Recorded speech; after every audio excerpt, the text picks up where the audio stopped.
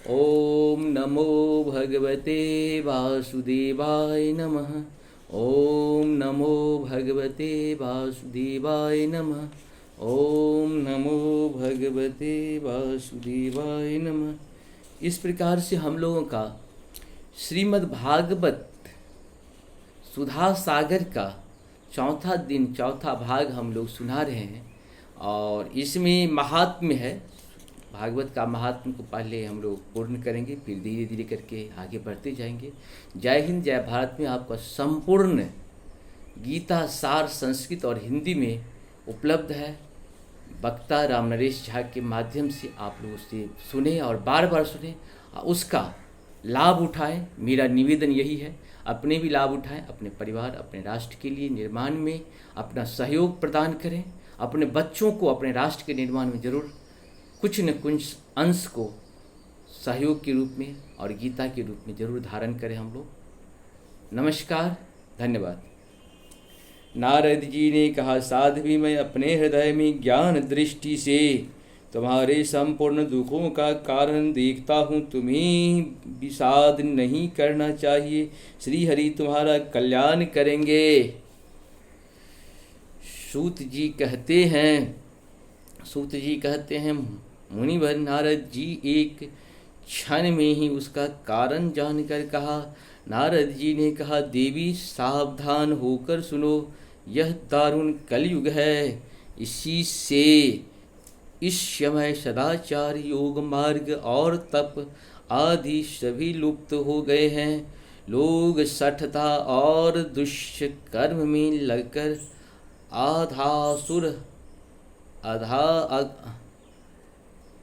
अघासुर बने रहे हैं। संसार में जहाँ देखो वही सत्य पुरुष दुख से म्लान और दुष्ट सुखी हो रहे हैं। इस समय जिस बुद्धिमान पुरुष का धैर्य बना रहे वही बड़े ज्ञानी या पंडित हैं। पृथ्वी क्रमशः प्रतिवर्ष शेषनाग के लिए भार रूप होती जा रही है। अब यह छूने योग्य तो क्या देखने योग्य भी नहीं रह गया, और न इसमें कहीं मंगल ही दिखाई देता है। अब किसी की पुत्रों की साथ तुम्हारा दर्शन भी नहीं होता। विषयानुराग के कारण अंधे बने हुए जीवों से उपेक्षित होकर तुम जर्जर हो रही थी। वृंदावन के संयोग से तुम फिर नवीन तरुणी हो गई हो। अतः यह वृंदावन धाम धन्य है, जहाँ भक्ति सर्वत्र नृत्य कर रही है। परंतु तुम्हारे इन दोनों पुत्रों का यहाँ कोई ग्राहक नहीं है, इसीलिए इनका बुढ़ापा नहीं छूट रहा। यहाँ इनको कुछ आत्मसुख, आत्मस्पर्श जनित आनंद की प्राप्ति होने के कारण ये सोते से जान पड़ते हैं। भक्ति ने कहा, राजा परीक्षित ने इस पापी कलयुग को क्यों रहने दिया। इसके आते ही सब वस्तुओं का सार न जाने कहाँ चला गया। करुणामय श्री हरि से भी यह अधर्म कैसे देखा जाता है।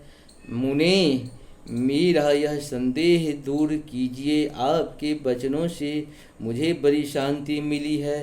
नारद जी ने कहा, वाले, यदि तुमने पूछा है तो प्रेम से सुनो। कल्याणी, मैं तुम्हें सब बताऊंगा और तुम्हारा दुख दूर हो जाएगा। जिस दिन भगवान श्री कृष्ण इस भूलोक को छोड़कर अपने परम धाम को पधारे, उसी दिन से यहाँ संपूर्ण साधनों में बाधा डालने वाला कलयुग आ गया। दिग्विजय के समय राजा परीक्षित की दृष्टि पड़ने पर कलयुग दीन के समान उनकी शरण में आया।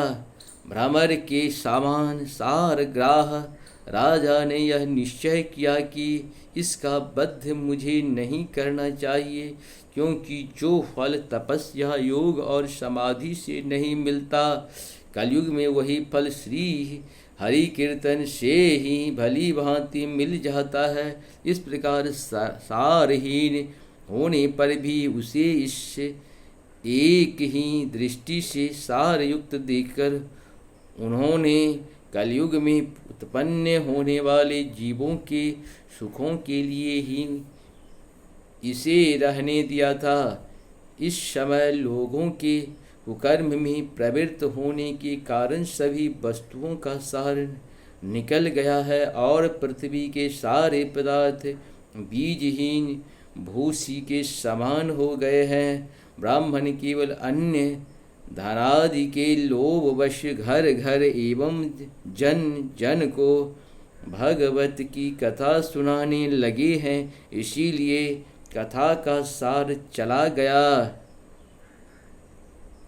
तीर्थों में नाना प्रकार के अत्यंत घोर कर्म करने वाले नास्तिक और नारकी पुरुष भी रहने लगे हैं, इसीलिए तीर्थों का भी प्रभाव जाता रहा।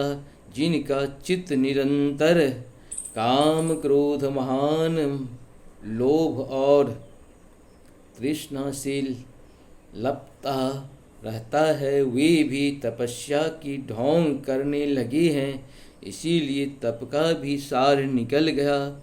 मन पर काबू न होने के कारण तथा लोभ, दंभ और पाखंड का आश्रय लेने के कारण एवं शास्त्र का अभ्यास न करने से ध्यान योग का फल मिट गई।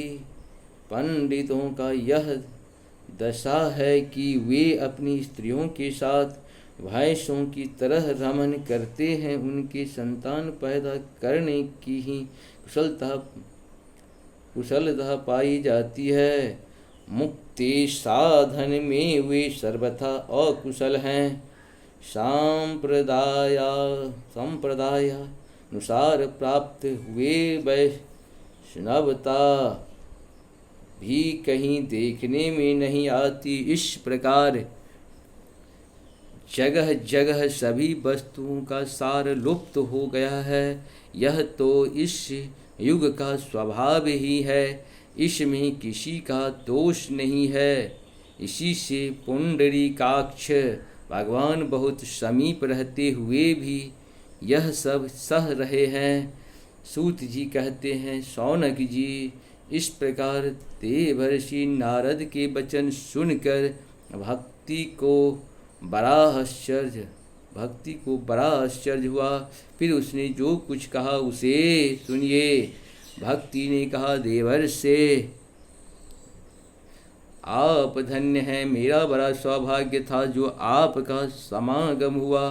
संसार में साधुओं का दर्शन ही समस्त सिद्धियों का परम कारण है। आपका केवल एक वार का उपदेश धारण करके कयाधु कुमार प्रहलाद ने माया पर विजय प्राप्त कर ली थी। ध्रुव ने भी आपकी कृपा से ही ध्रुव पद प्राप्त किया था। आप सर्व मंगलमय और साक्षात ब्रह्मा जी के पुत्र हैं। मैं आपको नमस्कार करते हूँ। इस प्रकार से हम लोग का अब कल हम लोग दूसरा अध्याय महात्म का शुरू करेंगे, और आज का ये पूर्ण हुआ। फिर हम लोग करेंगे धीरे धीरे करके, हम लोग पढ़ते चलें। ये हम लोग का कल्याण का मार्ग है। सारे काम करते करते हम लोग कल्याण का, मानसिक शारीरिक आर्थिक कल्याण पे भी ध्यान दें। नमस्कार और साथ साथ धन्यवाद।